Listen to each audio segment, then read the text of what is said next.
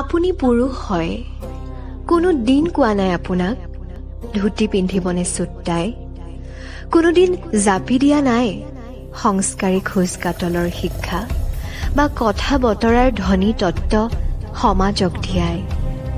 উনুকিয়াই দি মই যে নাৰী, জাপি নিদিব আপুনিও মোৰ দেহত চাদৰ মেখেলা বা শাৰী।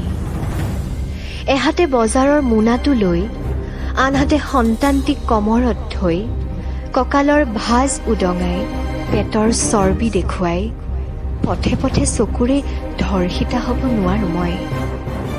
অথবা কম্পিউটাৰৰ কীবৰ্ডত দুই হাত বুলাই থাকোঁতে সহকৰ্মী পুৰুষৰ লুলুপ চকু উন্মুক্ত পিঠিত মোৰ বাৰে বাৰে গৈ থমকি ৰয়।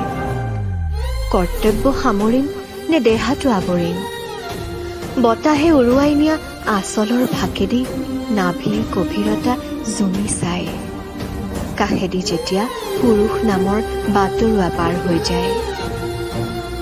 শাৰী মানেই যদি শালীনতা, চাদৰ মেখেলা মানেই যদি বদান্যতা, ক্ষমা কৰিব মোক, মই মানিব নোৱাৰিম তথাকথিত নিয়মবোৰ কেতিয়াবা।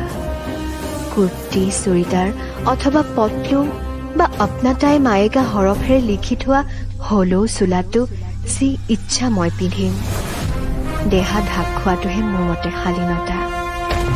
ব্যস্ত সময়ত ফুটপাথেদি খোজ কাঢ়ি গ'লে বা বজাৰত শাক পাচলিৰ মোনা টানি ফুৰোঁতে মই চাদৰ মেখেলা বা তথাকথিত বিবাহিতা মহিলাৰ লেবেল মৰা শাৰীখন কমৰত খোচা মাৰি নিপিন্ধো। আপুনি বেয়া নাপাব। আপুনি গুজি দিয়া সংস্কাৰী পোছাকযোৰে কেতিয়াবা মোক অৰ্ধনগ্ন কৰি পেলায়।